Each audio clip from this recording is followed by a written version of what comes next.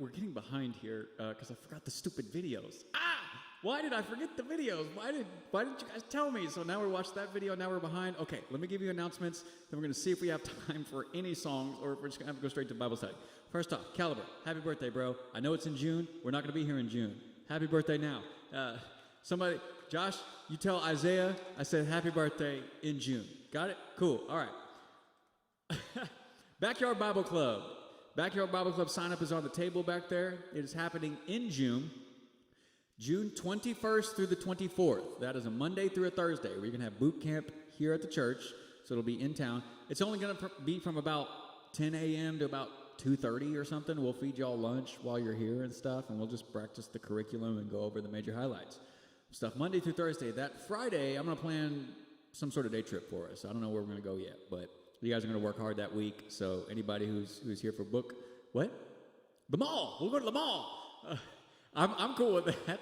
But we'll go do something fun with our Friday off, because I'm sure you guys are going to work hard and deserve that.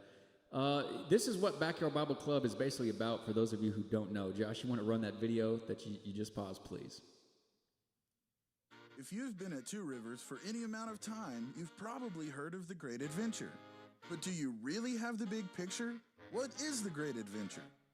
It's an incredible opportunity for everyone at Two Rivers Bible Church to reach men, women, and children, whether they live near or far, with the gospel of Jesus Christ. The Great Adventure uses lots of ways to get the message of the gospel to as many people as possible. One way is through backyard Bible clubs held in the summer all over the area. People at Two Rivers volunteer to host in their front yards, backyards, or a community area and invite kids in their neighborhood to come to a club. Clubs are led by teams of students from Two Rivers Bible Church who have been well trained at a week-long boot camp. Adults who aren't hosting a club can volunteer by driving students to their various clubs. At the clubs, students share Bible stories, funny skits, games, and most importantly, the gospel. Through Backyard Bible Clubs, hundreds of children in our area have come to faith in Jesus Christ. But Backyard Bible Clubs are just one part of the Great Adventure. The week ends with a blowout bash called Summerfest, a giant block party for the entire community with games, free food, and music.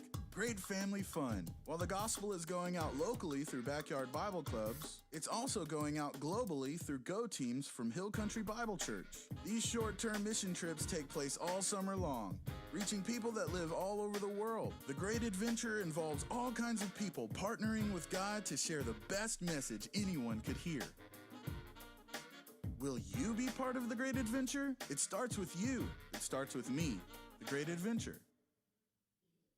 Okay, so that gives you a little bit of an idea of what it's going to be like for the Backyard Bible Club stuff. Brody, Jesse, turn around, step up here. Raise your hand if you've done Backyard Bible Clubs before. Yeah, we didn't get to do it last year, so for a lot of students, it's going to be maybe your first year. So sign up back there. We need you to do it. I was just mentioning yesterday, we were in Pastor Jesse's office. We were talking about the details, just how some of y'all impressed me 2 years ago. Lyra, you did skits really, really well last year. I know you got a lot of good talent there, and I'm looking forward to seeing you do it again. I'm just saying that. I was pleasantly surprised 2 years ago when you did skits, man. You just did a great job. Who's never done Backyard Bible Clubs before? Yeah. Cool. All right. Well, this will be your year to get involved. It's kind of a rebuilding year. Since we missed last year due to COVID, this is just kind of a chance for us to start fresh, start over. So if you've never done it before, man, sign up, participate, be involved in that. It doesn't cost anything. Like the day trip may cost something. I don't know. Depends on where we go. But other than that, boot camp and stuff isn't going to cost anything at this point. So you guys want to sing a song? We got time for one song, and then we're going to move on, all right?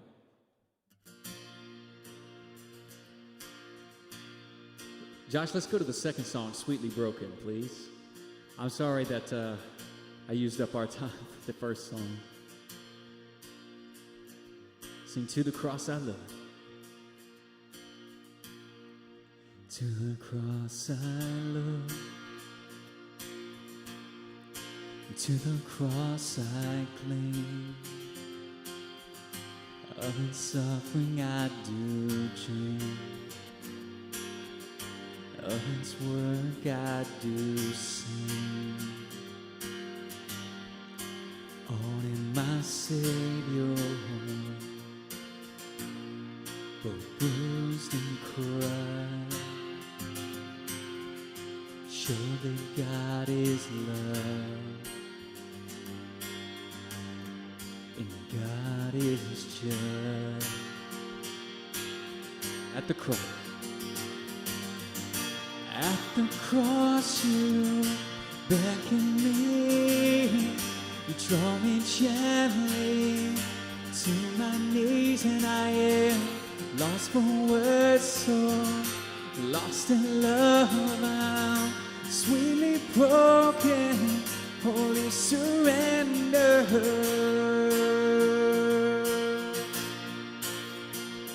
Oh,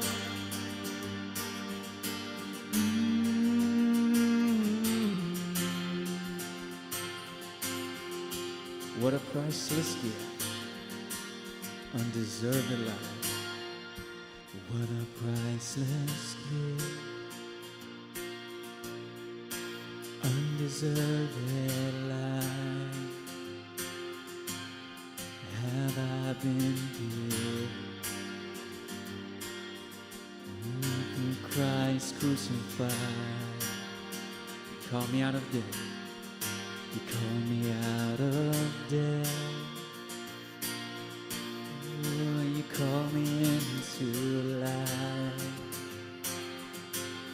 And I was under your eye. And through the cross I'm reconciled. Oh, at the cross you beckon me, draw me gently to my knees, and I am lost for words, so lost in love. I'm sweetly broken, holy surrender. At the cross you beckon me, you draw me gently to my knees, and I am lost for words, so lost in love. I'm sweetly broken, holy surrender. And on the cross I must confess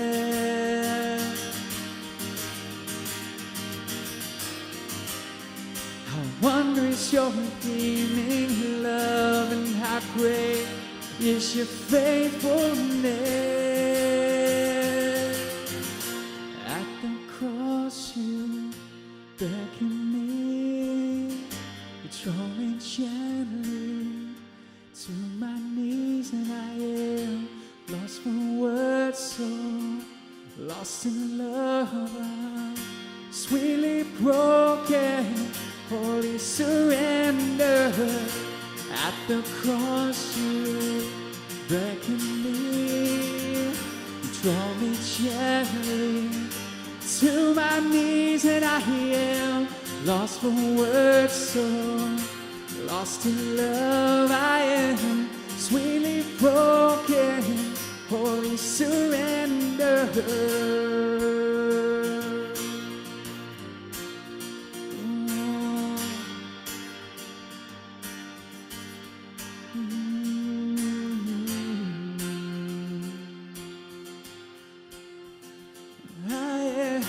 Sweetly broken, holy surrender.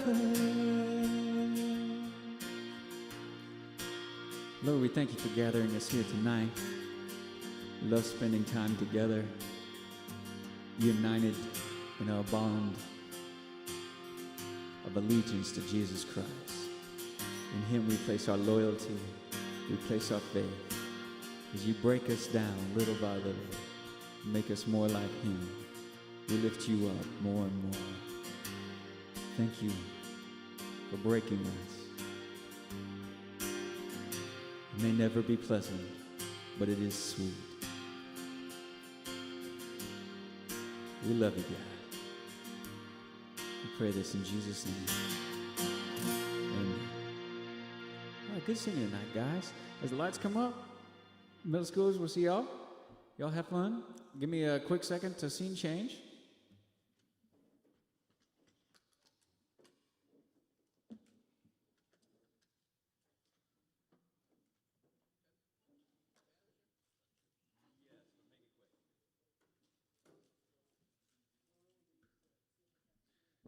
Okay. This.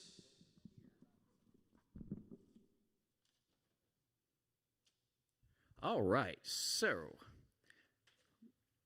we are officially done with the video parts of The Love, Sex, and Dating by Andy Stanley.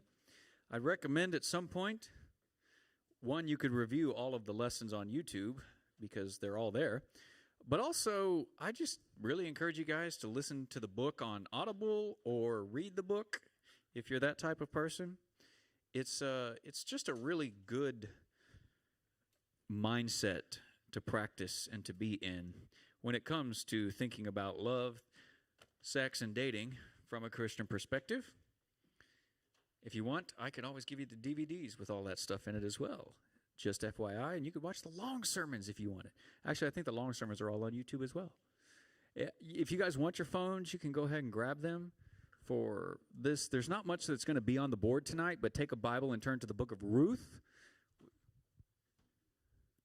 It is the eighth book in the Bible, the eighth book in the Bible, Ruth. I think I'm counting correctly. It's right after Judges, right after Joshua comes Judges. We'll talk a little bit about that book just in passing tonight.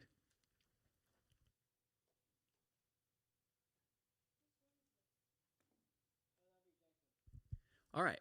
Now, while you're turning there, I'm gonna jump right in because we don't have a lot of time. Ruth may only be 4 chapters long, but I would like to basically read half the book tonight and half the book next week, essentially.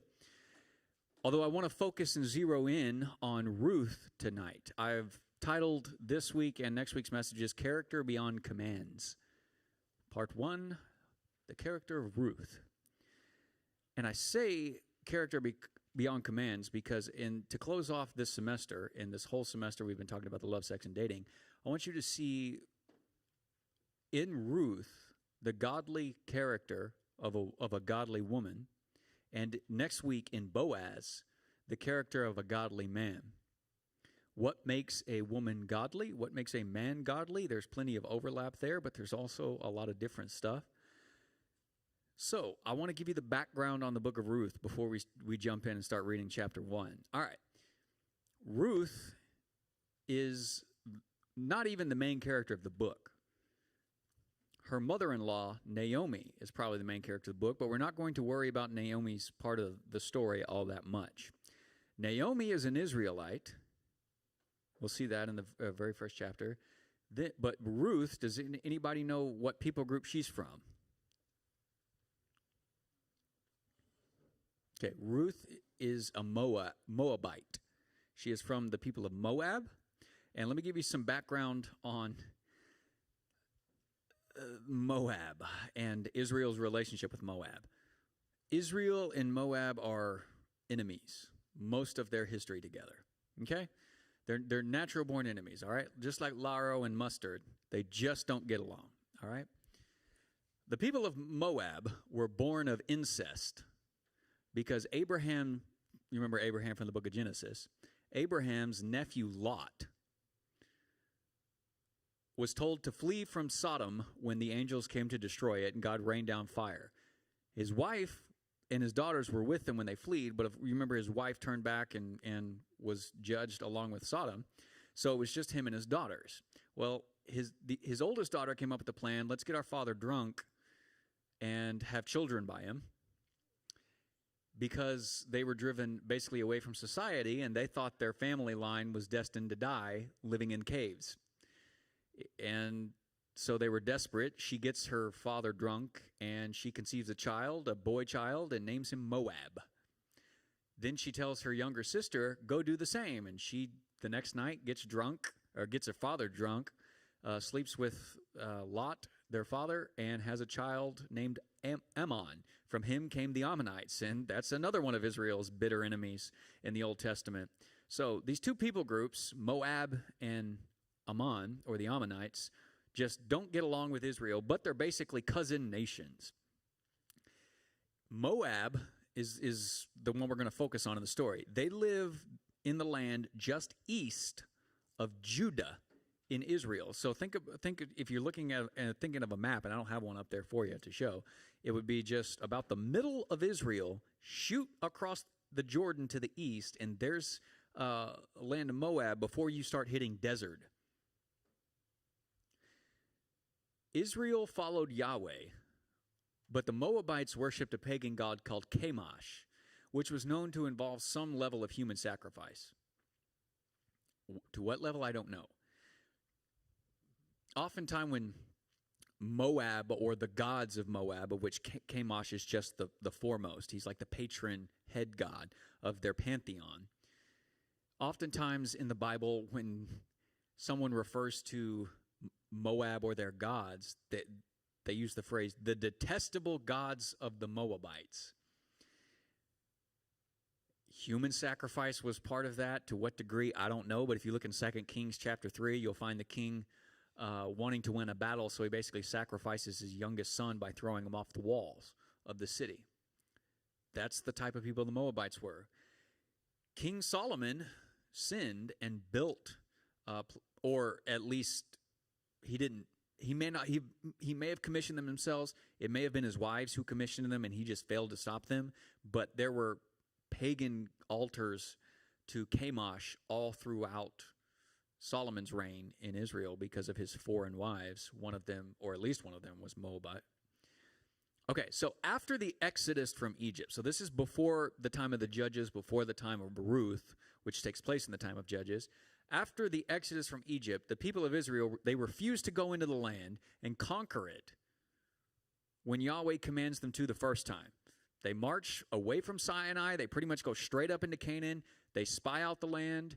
The people come back with the bad report, and they say, we can't do it. We can't fight. So all the nation rebels, and nobody wants to go in and fight to take Canaan. Therefore, God decreed that entire generation was going to die for refusing to go in and fight the way he said to. They would slowly die off for the next about 40 years, and then the next generation, their immediate kids, would rise up, form an army, and go in and conquer the land. During that 40 years of wandering in the wilderness, when they couldn't go back to Egypt and they can't go into Canaan, the Moabite king, Balak, tried to hire a false prophet named Balaam from another country up in Mesopotamia to come and curse the Israelites so that he would defeat them in military battle. God, however, you can read that in Numbers 22 through 24, just 3 quick short chapters about that. But what you find there is that God would not allow that false prophet Balaam to speak that curse. He was only able to utter blessings over Israel. So these two wicked men, they basically get together to hatch a different plan. In Numbers 25, they invite the leading men of Israel to this feast in honor of the pagan gods of Moab, Chemosh probably foremost among those. And they conspire along with a group called the Midianites and other people of that area in Sinai, and they basically seduce these men to worshiping their gods and sleeping with their Moabite women. God responded to Israel's sin by killing all the leading men who committed those sins because they were so willing to be seduced away from Yahweh worship and indulge in the worship of foreign gods. As a result, to the following generation in the book of Deuteronomy, Moses declares that no Moabite or Ammonite is ever allowed to be involved in Israel's worship. He says this in Deuteronomy 23, verses 3 through 6. No Ammonite or Moabite or any of their descendants may ever enter the assembly of the Lord, not even in the 10th generation, which is just their way of saying, not even to the ending of the age. Never, ever, ever, no, not ever. For they did not come to meet you with bread and water on your way when you came out of Egypt. Instead, they hired Balaam, son of Beor, to pronounce a curse on you. However, the Lord your God would not listen to Balaam, but turned the curse into a blessing for you, because the Lord your God loves you. Do not seek a treaty of friendship with them as long as you live. That's the people group that of Moab, and that's the people group that Ruth is coming from. There's a little bit more here. Let's talk about after that generation died out, and the new generation actually does go in and conquer Canaan. You can read all that in the book of Joshua, and then you get to the book of Judges, and the judges ruled for a long time. What the judges are is they're basically these small collective tribal chiefs who rule certain family clans that are kind of grouped together. You seen any? We talked about anime during dinner. Anybody watch Naruto? Okay, you know how the village hidden in the leaf starts out by a bunch of clans coming together and forming a city? It's something kind of like that. It's not a bunch of big groups all that much. They're relatively small cluster groups of families. They just didn't possess a king, so they're not united as 12 tribes. But none of the judges ever seemed big enough to rule over even an entire tribe, but just certain family groups within the tribes. So think of like tribal chiefs that you might in Africa as being the leaders in the book of Judges. It was a long time of disorder and chaos, a bunch of quick ups and further downs throughout their life. I mean, you read the book, it just keeps going downhill and downhill with a lot of fighting mixed in. Religiously, it was complete and utter chaos as well. There was little, if any, true loyalty to Yahweh in the book of Judges at this time of the judges ruling. Israel agreed to be faithful to Yahweh by keeping his covenant. And the book of Judges, the first thing that they start doing is turning away over and over and over again, no matter where you're at in Israel. Throughout the book of Judges, there's this cycle where the Hebrews, they turn to other gods. So Yahweh gives them up into subjugation to pagan powers for their sins. Then the people cry out to God, saying, "We're sorry, we sinned." And so God raises up this tribal judge, this leader, who goes to battle, frees the people, and then the people who are oppressing them go away, and Israel's free, and so they use their freedom to turn to pagan gods.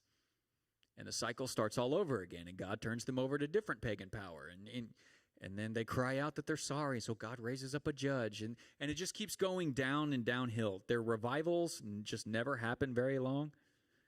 It's kind of a whirlpool effect. They just keep going deeper and deeper into it. The cycle just continues for generations, with the people getting worse and worse into their sins and devolving further and further away from God's intentions for Israel as a kingdom of priests. Till finally, you get to the last section of the book of Judges, chapter 17 through 21, the last 4 chapters, the way that we group them together. And in Judges 17:6, and again in 21:25, the very last verse of that book, it says this: "In those days Israel had no king. Everyone just did what was right in their own eyes."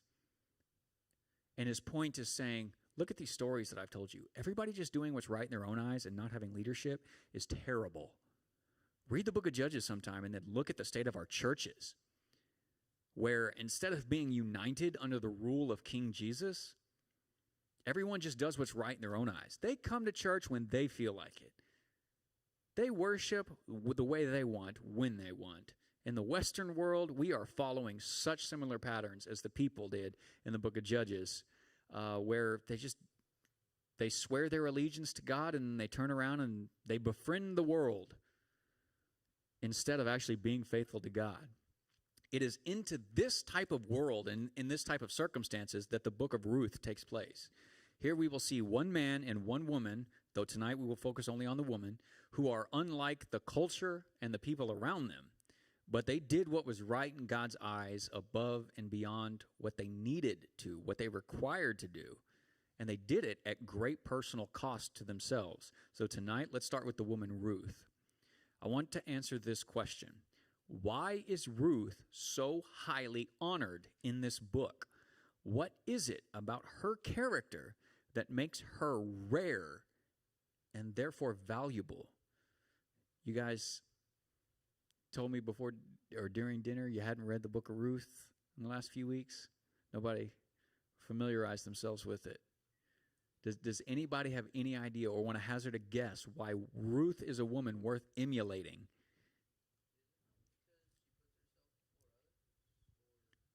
She puts herself before others? Right, okay. I figured that's what you meant. Because she puts others before herself. Okay. Can you say why?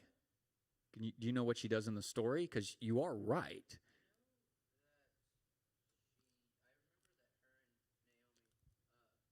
Naomi, good.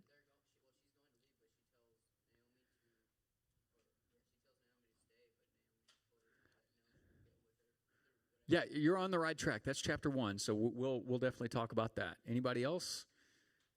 Anybody want to hazard a guess why Ruth is the type of woman that you might want to look for? Christian, go ahead.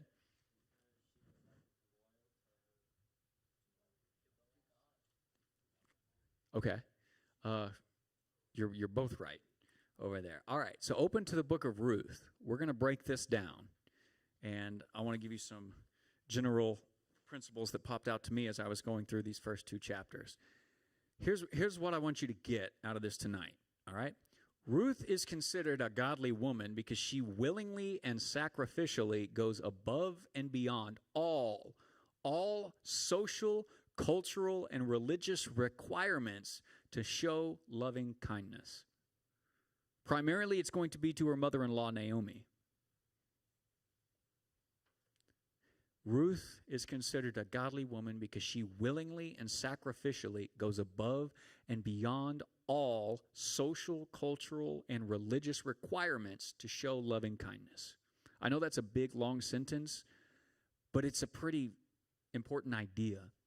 Let's look at chapter 1, the first 5 verses to start out with. This is just the background, but I want us to understand this. All right, I'm reading from the NIV here. It says, in the days when the judges ruled. So we've talked about the time of the judges and what that was like.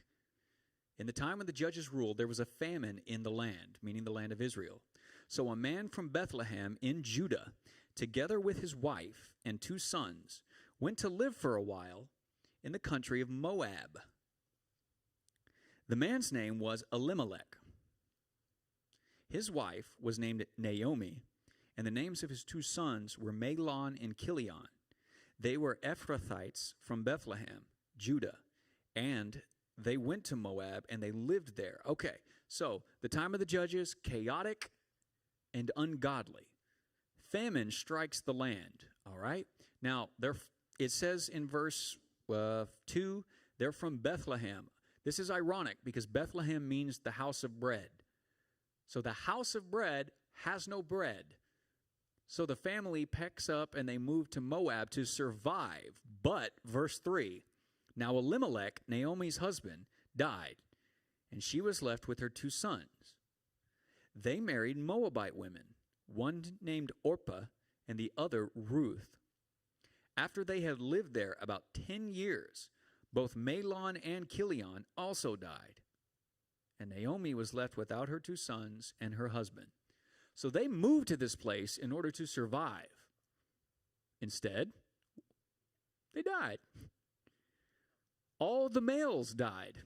Instead of surviving, the males die over this course of, 10 years. Elimelech, Mahlon, Chilion, they did.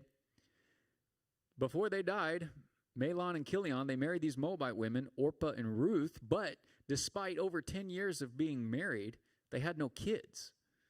So these 3 women, Naomi, Orpah, and Ruth, are all poor, destitute, and without prospects for turning their misfortunes around unless they do something. Any questions on that before we move on? Okay. In this day, nobody can really ever just start a business or an enterprise and start making money.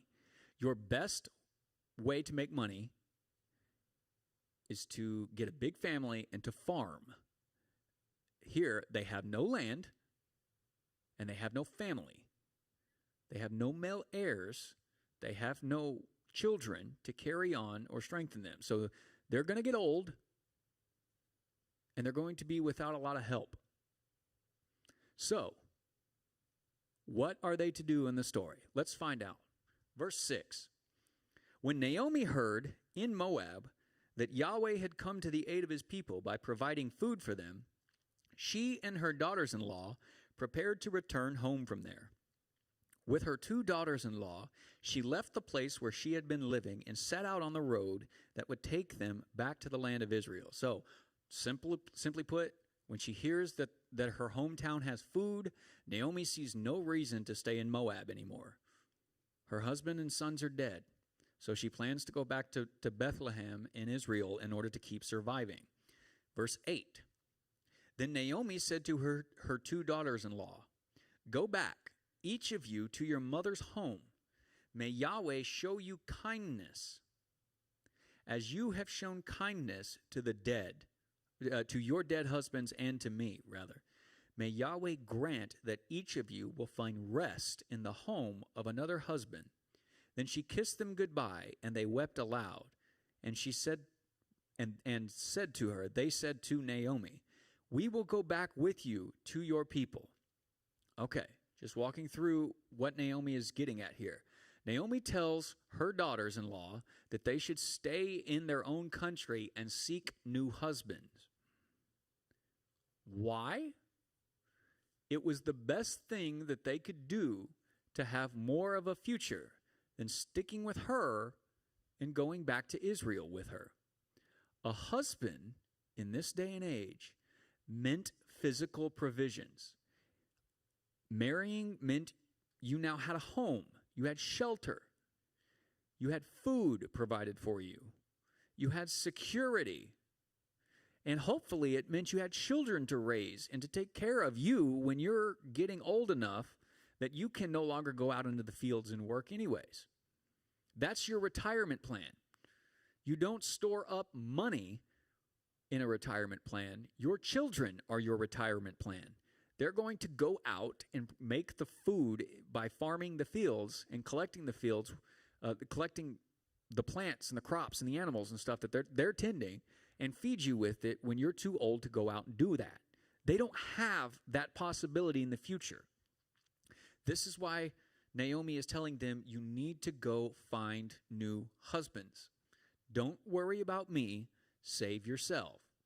And then verse 9 and 10, how do the women respond? What did they say?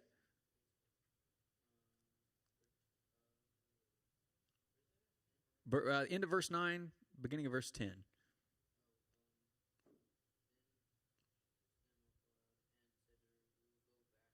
Yeah, they want to go with her to Israel, okay?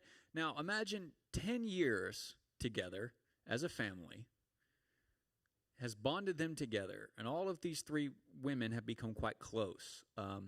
They're bonded and over not only their lives together, but their losses together. Naomi's lost her 2 kids. She's outlived both her children. The husband of these women, they're bonded over grief, and they seem very, very close. Together, they're willing to go through some level of continued hardship because they've been through hardship together in the past.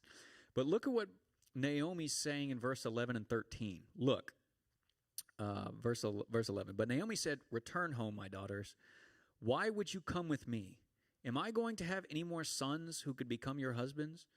Return home, daughters. I am too old to have another husband.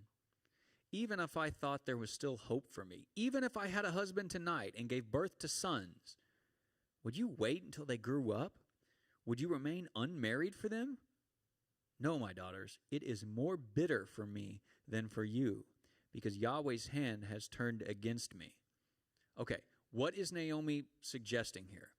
Naomi's response to them wanting to go with her is laying out that it would be impractical for them to follow such a course of action as going to Israel with her. Why is it impractical? Verse 11, she has no more sons for the girls to marry and have children with. You need husbands. I don't have husbands to give you anymore. She's too old to remarry, so she's not going to find her own husband. So she's not going to be taken into anybody's home and be provided for. So she knows she has no means of providing for her 2 daughters-in-law if they come with her. In all likelihood, she's old enough that she's been through menopause and no longer has the ability to produce any more children. However, in verse 13, she says, even if I did remarry, even if I could have children, it would be years and years before you girls could marry them. You would have to remain widows in waiting all that time That's no way to live. You don't need to live destitute if you don't absolutely have to. You have other options. Take the other options. So basically, Naomi is just being practical here. She's being deeply, deeply practical and realistic about the circumstances. It makes perfect sense in every way that they should stay in Moab and not go back to Israel. Not that they've ever been to Israel. It's just she's going back. Given the bad history between the two people groups, they're unlikely to find husbands there in Israel. They would be living off the scraps of other people and other families unless they can marry and have children as a means of provision for them. Girls, you're young enough. You don't need to come with me and suffer my burdens. This is Naomi's bitter fate, and she recognizes it, but it doesn't have to be Orpah's or Ruth's. Not if they remain in Moab and find new husbands. So verse 14. At this they wept aloud again. Then Orpah kissed her mother-in-law goodbye, but Ruth clung to her. So Orpah understands and accepts the practical things to be true that Naomi is telling. She agrees to Naomi's suggestion and separates from her and stays in Moab. What about Ruth? Verse 15, we're going to break this down a little bit more, but I'm also going to try not to rush through this, but we're not going to read the whole chapter. Verse 15, look, said Naomi, your sister-in-law is going back to her people and her gods. Go with her. Naomi tries to persuade Ruth once again to do just like Orpah. Ruth, it just makes sense for you to do the same thing that Orpah's doing. But does Ruth care about sense? Verse 16, Ruth replied, do not urge me to leave you or to turn back from you. Where you go, I will go. Where you stay, I will stay. Your people will be my people, and your God, my God. Where you die, I will die, and there I will be buried. May Yahweh deal with me, be it ever so severely, if even death separates you from me. When Naomi realized that Ruth was determined to go with her, she stopped urging her. All right. Now, I'm not going to spend a whole lot of time breaking this down, but I want you to understand that in Hebrew, the structure of Ruth's comments, the center point and the emphasis is on your people will be my people, your God will be my God.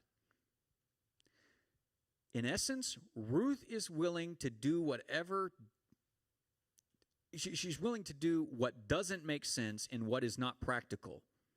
Switch her allegiance and her identity from everything she's known before in Moab to everything it means to be an Israelite. She is willing to completely and utterly give up being a Moabite, which were sometimes called the people of Chemosh, their patron god. And she's willing to become an Israelite if it means staying faithful to Naomi. She will live sacrificially as a lifelong widow if it means staying true to her mother-in-law. She would rather be as poor and without prospects of anything better as Naomi all throughout the future than to accept the treasures of marriage and family back in Moab without her. So let me ask you a question. Let's talk through this. What is Ruth knowingly giving up at this point in the story? Her future. Okay, true. What is she giving up about in her future? A family of her own. Good. Which means she's giving up children. So if she's giving up children, what else is she giving up? Being taken care of. Yeah, I was looking for something a little more. How do you get children?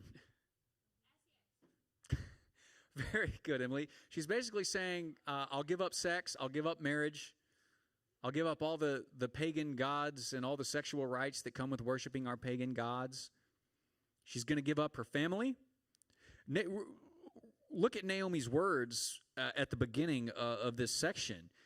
If she's telling them to go back to her mother's house, it's pretty much conceivable that both of Orpah's and Ruth's mothers are alive. Go back home to your parents.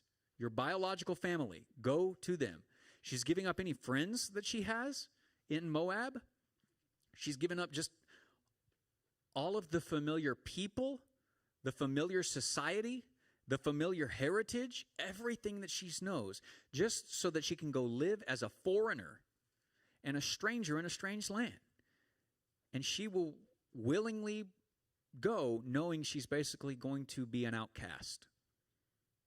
She's going to be a social and economic outcast because she is a foreign widow. Any likely future prospects of having a husband and children, those are gone. She's going to have to work nonstop just to survive one day at a time by gleaning other people's fields, which is basically living off the scraps of other people's. So, why is Ruth so honorable? Because she's going to give up everything she has ever known, everything that has ever made her life up to this point worth living, to show loving kindness in the future towards her own mother-in-law. Ruth was willing to do what so many of us were not. She was going to sacrifice everything to be a follower of the God of Israel. In a lot of ways, she's mimicking Abraham's faith. She's going to pack up and leave everything behind and go where Yahweh was leading. She realizes that she's going to be giving up pagan gods, all of her religious, even sexual rights that come along with being a follower of all of Moab's gods. And she's going to do it to become a second-class citizen in Israel. She's unlikely to ever have sex again. She knows that. She's unlikely to ever have a lot of money and will constantly be wondering where her next meal is going to be coming from.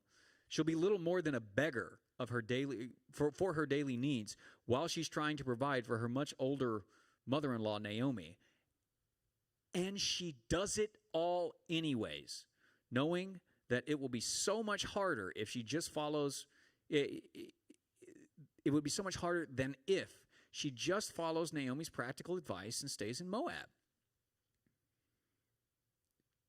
Guys, that is faith in Israel's God. That is what it looks like. It is actions of faithfulness and not mere words. Orpah is kind of a foil to Ruth in the story. Ruth's character is highlighted by Orpah, who says that she'll go, but when ultimately she's pressed and tested, she's convinced not to.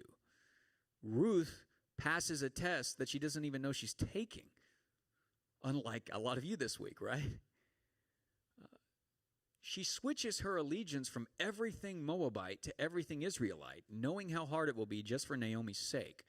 So number one, I got a few things up here. Allegiance to God must supersede all other social, cultural, very good, and religious allegiances. There's an S in religious. Allegiance to God must supersede all social, cultural, and religious allegiance. Ruth is willing to make that. If being a bad American or a bad Texan means being a good disciple of Jesus, would you sacrifice anything for that? Would you give up all it means to be an American if it meant being a true follower of Jesus Christ? Would you be willing to sacrifice all of American culture or the economic value that comes with this time and place that we live in just for Jesus? Are you willing to sacrifice or change your dating criteria? If American culture teaches you the hookup culture, are you willing to forsake the hookup culture attitude and actually become someone worth being? You're going to have to think about that. Number two, allegiance to God does not always look like the practical solutions.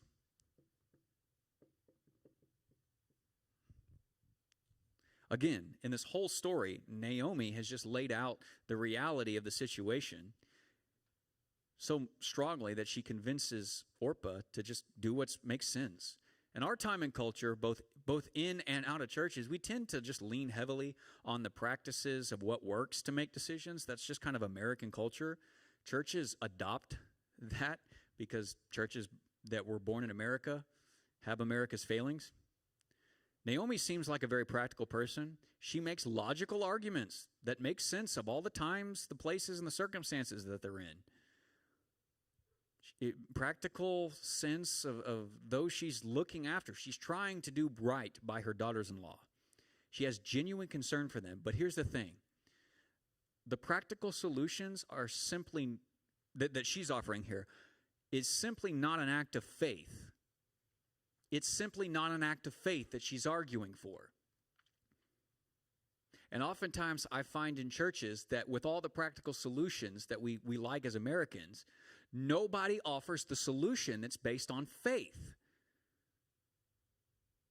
Regardless of how much Ruth consciously understood about Israel's God and the transfer of loyalty to him from Moabite gods, she is taking a huge leap of faith into the unknown.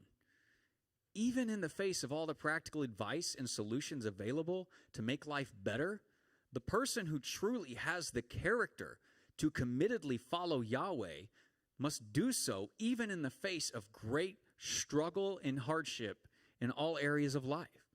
Social hardships, economic struggles and hardships, religious confusion and hardships. Ruth is throwing herself into this entire situation that she doesn't have to. But evidently, after over 10 years of living with Israelites, Ruth has come to understand things about what it means to obey Yahweh and to trust in him that Naomi is not even representing at this point in her life. Naomi should be the one who's saying, I want you to come to Israel with me. I want you to live under Yahweh's rule. I want you to experience his blessing. And she's like, you guys stay there. Your gods are fine. And Ruth is saying, no, my gods are not okay. I don't even want to be a Moabite anymore. I'll come and I'll be an Israelite. Even if she's going for Ruth, even if Ruth is going for Naomi, she's still taking a massive leap of faith here. If it comes down to a choice between taking a leap of faith versus what practically makes sense or the logical thing to do, choose the leap of faith. And I say that knowing it's really hard. I'm a very logical person. I don't know if I'm always that practical, but I'm at least always very logical. But I often find, and more so lately in my life, that choosing the logical decision and choosing the act of faith are not always the same thing. And oftentimes I have to let go of what I think is the logical thing to do in order to exercise faith in God. Allegiance and pistis. Remember that word that we talked about all last semester? Loyalty, allegiance towards Jesus doesn't always make sense in this world. When faced with a life decision, great or small, do you tend to look for answers that make the most sense? Because the answer that makes the most sense is not always going to be the one where God says, I want you to trust me. Get up, leave everything, and go. The way that he told Abraham and the way that Ruth is mimicking Abraham. If truly following God meant doing something that seemed foolish or rash when a more intelligent, logical, or practical solution seemed apparent, would you be able to walk a path of faith and trusting God in the unknown, or would you have to know what your next step is going to be? Would you have to know what the logical outcome is going to be?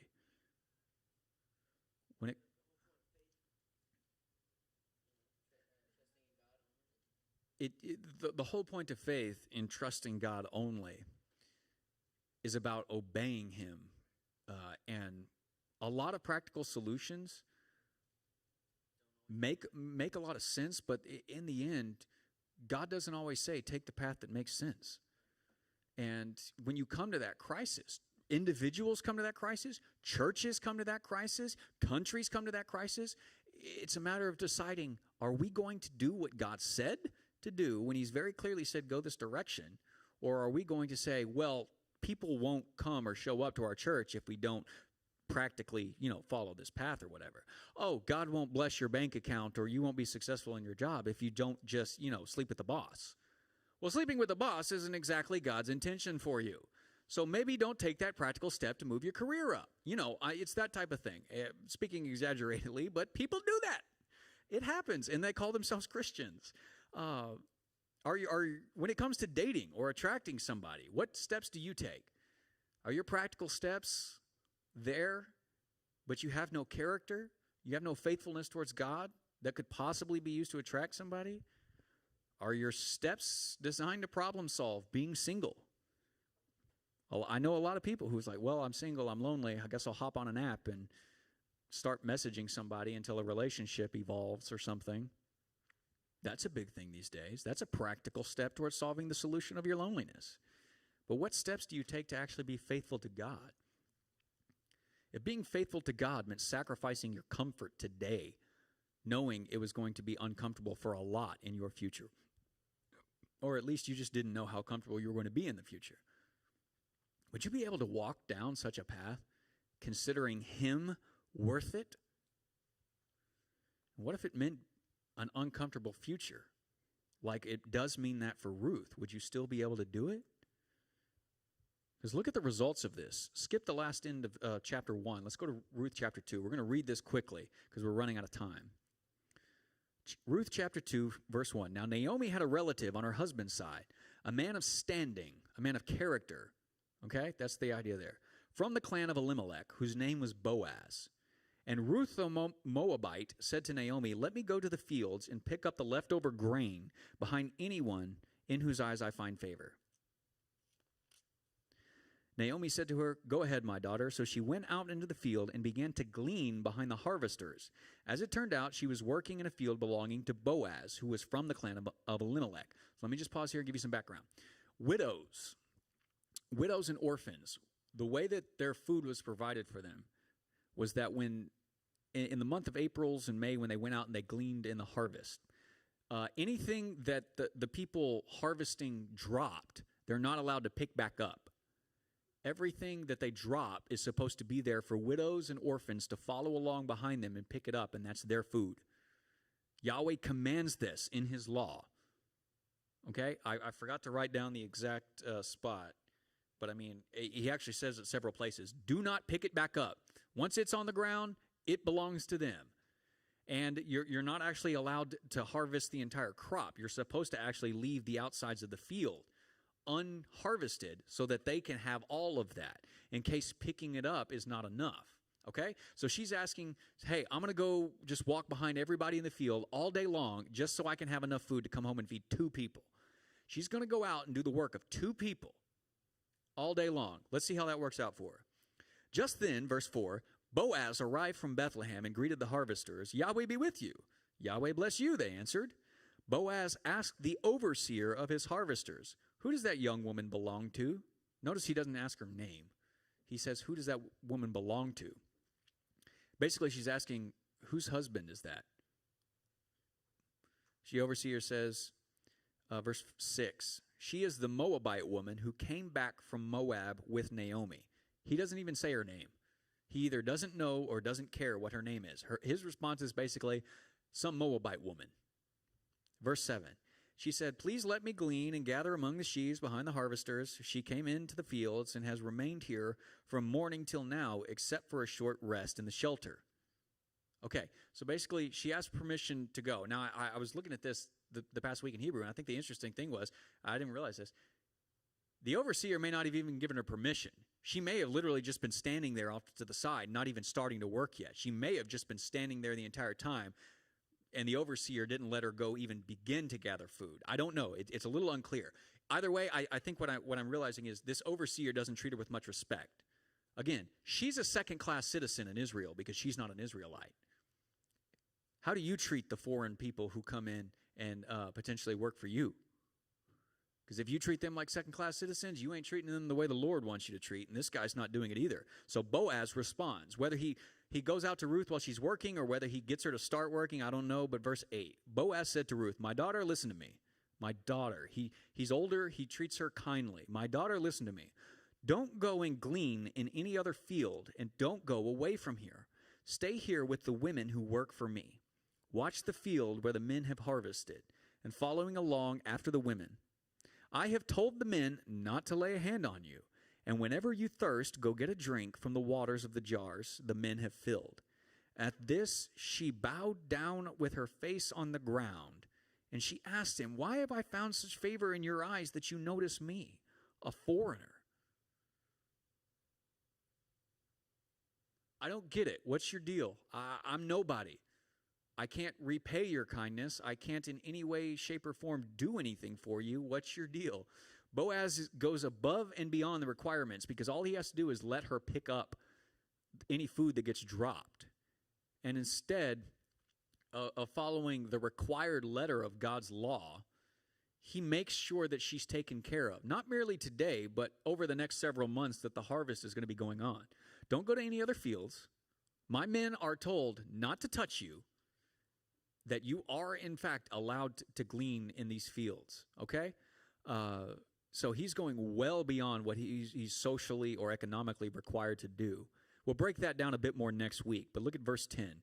Ruth wonders exactly why Boaz would take such pains to protect and provide for her when she is no one in this social and cultural hierarchy. Why would a rich and powerful male Israelite concern himself with a poor widowed Moabite woman? Verse 11 and 12. We'll just end here this evening. We won't go on and read the end of the book, though I encourage you to do so tonight before you go to bed. Boaz replied, I've been told all about what you have done for your mother-in-law since the death of your husband, how you left your own father and mother and your homeland and came to live with a people you did not know before. May Yahweh repay you for what you have done. May you be richly rewarded by Yahweh, the God of Israel, under whose wings you have come to take refuge. Boaz's words tell us his understanding not only of God, but of Ruth in relation to Israel and Israel's God. Boaz knows Ruth's reputation before they ever met. Ruth's character and her actions are so strong, shocking, and faithful to God that Boaz, who, by the way, did you notice she didn't even use her name? He may not even know her name at this particular point, but he knows her reputation. He knows her character. Even before they've met, he considers her actions towards Naomi in particular, but even more, just the entire clan of Elimelech, which Boaz belongs to be taking refuge under the wings of Yahweh, the God of Israel, in verse 12. These words are mixed with the treatment of Ruth throughout the book. They show that Boaz doesn't even consider her a foreigner at all. As far as he's concerned, she's as much an Israelite as he is. So the right thing for him to do is to make sure that she's got food on the table, not only for her, but for Naomi as well. He sees no distinction between Ruth's past or her bloodline and everybody else in the present circumstances. They're in Israel. They're all going to share it together. No distinction. Why not? Because Ruth exercised faith enough to leave behind her old life to follow the life of Yahweh. Yahweh accepts her as her own, and Boaz knows it. So Boaz is, in the story, the mouthpiece that puts words to God's acceptance of Ruth, a Moabite woman, even though the Moabites were not supposed to be allowed in there. Remember Deuteronomy 23 that we read? Not even to the 10th generation. But he says, you're not really a Moabite anymore. You're one of us. I don't even think of you as a Moabite. You've come to take refuge under his wings. You have all the rights and privileges of any other Israelite. This is Ruth's faith in Yahweh expressed in action, and there's no way that Boaz was going to overlook or fail to reward her for that faith. In fact, in this particular moment, not thinking about marriage, not in any way, shape, or form, are either one of them thinking about marrying the other. Spoilers, they get married. I think it's right to suggest that Boaz understands himself to be the agent of God's blessing to Ruth and Naomi. He possesses more than enough for his own family, all of his workforce, to have food. And he was going to do something about the situation that this widow and her widowed mother-in-law didn't have any food. Thus, in verses 14 through 18, he provides so much food for Ruth. First off, he feeds her over lunch that day. Then he tells his workers, go cut some stuff off, throw it on the ground, and just let her take it. And she ends up taking so much home, about 30 pounds worth of grain in a single day, that she's got enough food to feed her and Naomi, two people, for about a week and a half. And Naomi's just shocked by this. She's like, what happened? Because You went out gleaning in one field and you've got enough food. That I was expecting maybe enough food to feed us tonight. And then you'd have to go out and work all over again tomorrow, and then we could eat tomorrow night. If we had one meal a day for both of us, we'd be fine. And you come home with enough food to feed us for a week and a half. That's how Boaz views his responsibility to Naomi and to Ruth, and he doesn't view Ruth as a second-class citizen in the process. In fact, in verse 23, we find that he basically provided for them for the next few months because he's told Ruth, I want you to stay here, not only today, not only this week, but through the entire harvest. You stay here. All of this provision for the woman was based on the choices of Ruth to forsake other gods and swear allegiance to Yahweh alone. While tonight is not the place and time to talk about Boaz's character, we find that God always takes care of people who place their active trust in him above all other options. So number 3, down here at the bottom, this last one. God always provides for the needs of even the lowest person, devoted to acting in loving kindness. Sorry, I'm running out of space here.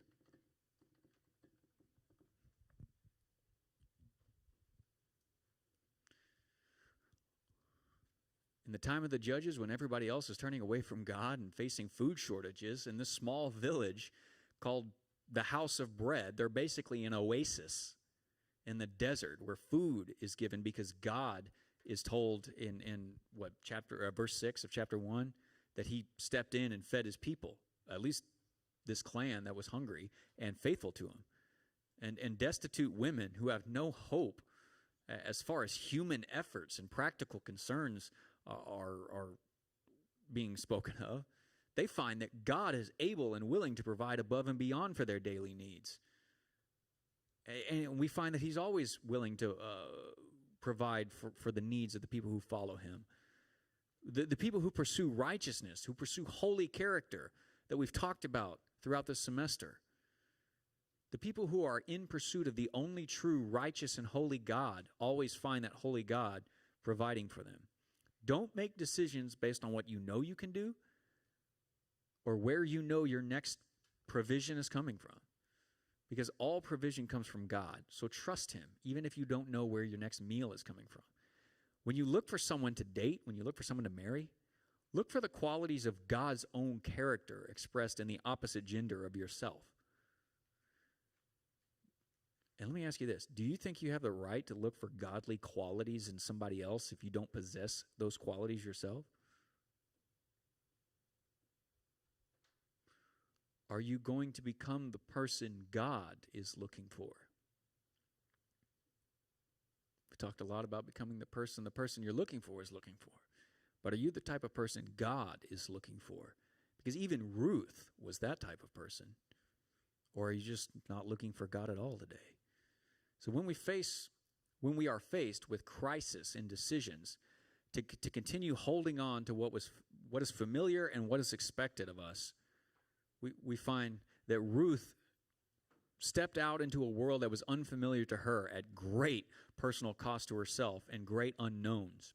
God, attracted to her faith, accepted her, saw her needs, and provided for her more than she needed, and will provide her far more before the story is over. And she is a wonderful, wonderful example to any person seeking to please God by acting in faith and not logic and not practical solutions to our own crisis. She is a wonderful example of the type of woman to become for you ladies, as well as the type of women that single men ought to be looking for. And she's not the only character in the book and with such worthwhile faith and character. So next week we'll talk about the male character in the story, Boaz. Read the book of Ruth between now and next week. It's only 4 chapters. Okay, we read almost half the book. Read it and be ready to discuss next week with me. Why is Boaz such a worthy man? How exactly does he go above and beyond? Not just in this chapter, but look at chapter 3 and 4. Man, he goes above and beyond everything that's required of him in the law. Let's pray. Lord God, we love you. You're wonderful, you're kind, and I pray that your provision would be on each of these students now provision for godly living, for holiness and righteousness and character. It's hard, God. In this world, it's just easier to think our way into solutions, or just find what works, or find what we assume is right. And it's very, very hard to let go and follow you into unknown places. So from Ruth's example, teach us to be men and women who are willing to let go and forsake all other allegiances just to be loyal to you and loyal to your people. You're wonderfully kind, God, and you accept everyone who's willing to do this. Thank you. Thank you for your loving kindness. Make us people of loving kindness, we pray in Jesus' name. Amen. Those of you who joined us online tonight, thank y'all very much. We'll see y'all next week for our final youth of this year. Backyard Bible Club sign-ups. Hit it on the way out.